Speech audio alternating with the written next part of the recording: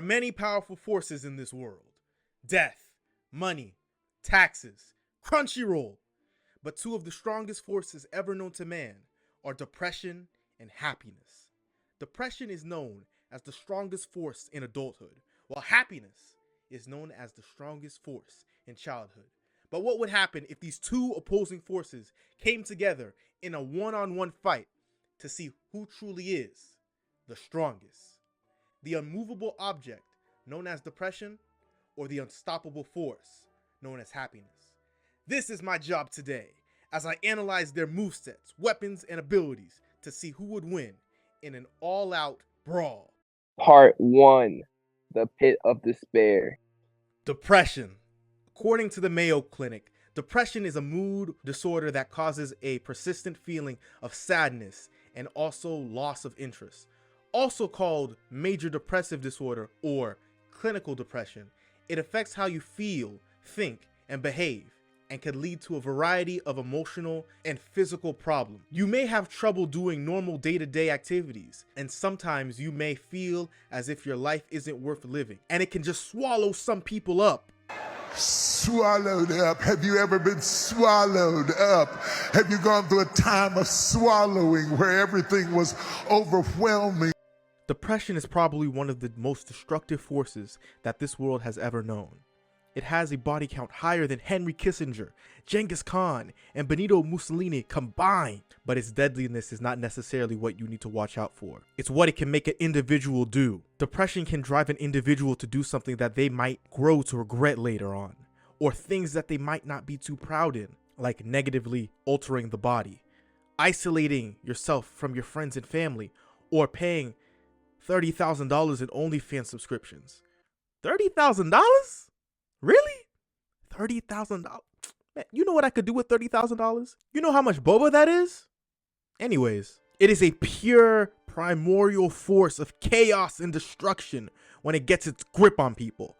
Many do not make it out the other side unscathed. No one truly knows where depression came from. There have been many theories over the millennia.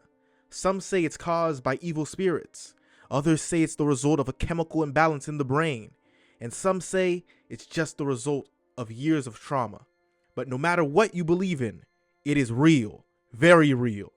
About 280 million people worldwide suffer from depression, and many lack the resources to help them get through it. This has led to the tragic loss of life of many around the world, and many have started to call it a silent pandemic. Depression strength is immeasurable. Some people say it's only planetary, while others argue it's universal. It's still to be determined by the fan base though. Its speed has been clocked at light speed because it feels like it hits you in an instant. Its durability is uncomparable to any natural phenomenon, since it can completely disappear in one instant and completely reappear like it never left. This is not true for every single person with depression, but is common enough that it has to be accounted for. It can also get more powerful depending on what season it is. Seasonal affective disorder, commonly known as seasonal depression, is a type of depression that occurs at specific times of the year, usually during the fall and winter months, when there is less natural sunlight, meaning that the lack of sunlight can further boost the power of depression tenfold. Some signs that some might be depressed are sadness or low mood, loss of interest or pleasure, and changes in sleeping patterns. If you or a loved one has experienced these symptoms, I encourage you to seek professional help from a therapist, counselor, or a family member, in addition to further mental health resources. But with all that said, depression is not invincible. It still has several weaknesses, which include therapy, exercise, meditation, and positive social connections. Also, depression's power is sometimes suppressed with antidepressants. These limit depression's full power on target. It isn't a cure or a permanent solution, but it helps many people get by. But there have been others who have tried to defeat depression, and many have lost. Will happiness even stand a chance? Part 2. The light at the end of the tunnel. Before there was time, before there was anything, there was indifference. And from that indifference was born happiness. According to the Encyclopedia Britannica, happiness in psychology is a state of emotional well-being that a person experiences, whether in a narrow sense, when good things happen in a specific moment, or more broadly, as a positive elevation of one's life and accomplishments. Overall, that is subjective well-being. Happiness is one of the most ancient and most powerful emotions of all time. Both philosophers from the past and present have questioned what is happiness. In some cultures, happiness can sometimes be referred to as positive energy. It is this positive energy that flows through every living thing that has existed and will ever exist. Happiness can be achieved through many forms: wealth, fame, power. These are all things that are told to people every day that will bring them happiness. And for some, it does. But not having these things does not make an individual more or less happy. Happiness often correlates with increased creativity and innovative thinking. The personification of happiness inspires artistic expression, scientific discoveries, and advances in various fields. Achievements in math, science, engineering, and art would not be possible without happiness. Happiness was the driving force that got Homo sapiens to conquer every piece of land on this planet. If people did not get some sort of joy from having consistent access to food, water, and shelter, then humanity as we know it might as well still be banging stones together.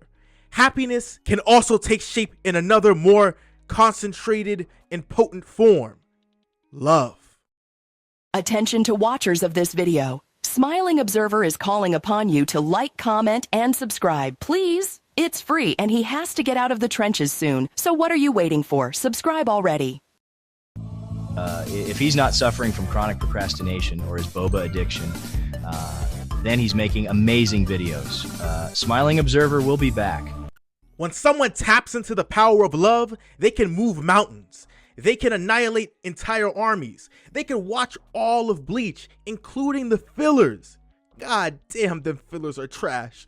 Love also has the strongest healing capabilities of all aspects of happiness. People enveloped in the embrace of love experience a revitalizing energy that soothes emotional wounds and mends broken hearts. This power radiates a gentle, smoothing warmth, bringing solace to those in need. Love is also stated to be universal level by the author. Love transcends the boundaries of space and time. It creates a mystical connection that bounds kindred spirits across different dimensions, allowing people to communicate and share their emotions, fostering bonds that withstand the test of fate. It has been shown that love is faster than light speed. Oh, you don't believe me? Well, have you ever heard of the saying, love at first sight? It takes around 8 minutes for light to reach your eyes. But that's not light speed though. Which is why I believe the saying needs to be rephrased, because no one truly falls in love at first sight. Because the surrounding positive energy around them, the same energy that traveled at light speed to bring them together, providing that love is in fact light speed. You see, love at first sight isn't real. Love at an instant is real. An instantaneous movement is light speed. But that's not all. Love is truly immortal. There have been several instances where people have tried to kill love, but it has always found a way to come back to life.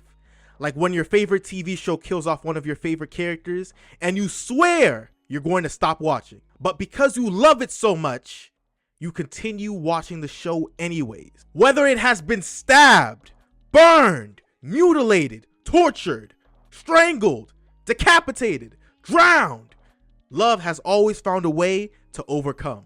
Happiness's lovability is truly its greatest asset. But happiness still has its weaknesses. Like, it's very fleeting and it's very vulnerable to personal attacks when not in its love state. But when asked who's stronger, depression or happiness, this was their response. If I fought them without them being suppressed by antidepressants, I would have a little trouble. Would you lose? Nah, I'd win. But enough talk. How would this fight go down? Part 3, Clash of the Titans. The battle begins in a wasteland like all great battles do. Depression makes the first move, but happiness dodges effortlessly. You're fast.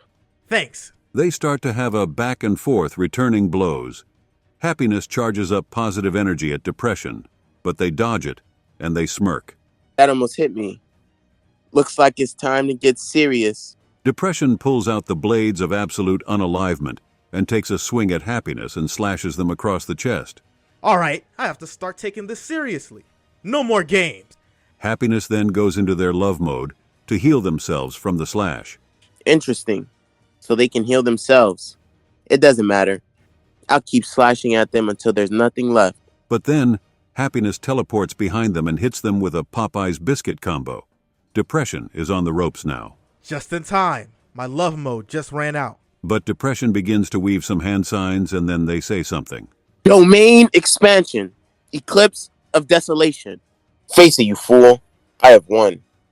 No one can escape my domain. And now you will be in an endless cheap fallen state until you die of depression. You really think that would ever work on me? Wait! Why is it not working on you? Domains are made with negative energy, fueled by negative emotions. Happiness is a being of pure positive energy. So the domain's sure hit effect does not affect them. I have a special move like that too. Want to see it? Not really. Too bad. Bon Kai! Celestial elation. This ability gives its target whatever they truly want in the world. And the thing depression wanted the most was a lifetime subscription to Crunchyroll Premium. Is this really happening to me? This is all I ever wanted. Am I crying? Thank you, happiness. You are, and always have been, stronger than me. You were the strongest thing that I've ever fought. I will never forget you, depression. Stand proud. You are strong. This video is sponsored by Crunchyroll. For as low as $7.99 a month, you can watch over 100 different anime. And with the new winter season just getting into the swing of things, why not catch up on some of the most positive series, like Jujutsu Kaisen?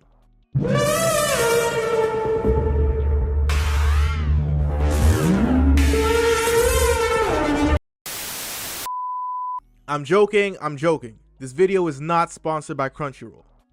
But if anyone at Crunchyroll is listening, holla at your boy. But thank you for everyone who clicked on this video and watched it all the way through. I really appreciate it. I made this video in good fun. I promise you I'm not trying to make fun of anyone or downplay depression. Depression is very real and it should be taken very seriously. I wanted to make my last video of the year with a message that spreads mental health awareness during the holiday season, while also bleeding in a little bit of my comedic style. Again, I want to thank every single one of you for liking, commenting, subscribing, hitting that bell, sharing, all of that good stuff. It means the world to me. I started uploading to this YouTube channel back in March, and at first, I didn't know what I was doing. But with some trial and error, I think I have carved out a framework on how I want this YouTube thing to go. But to anyone going through rough times right now, it gets better. And I want to tell you not to give up. And you are not alone. Again, thank you for being with me for my first year of YouTube. May we have many years together. But never forget to stop and enjoy the small things in life. Happy holidays, and I'll see you guys in the new year. Peace.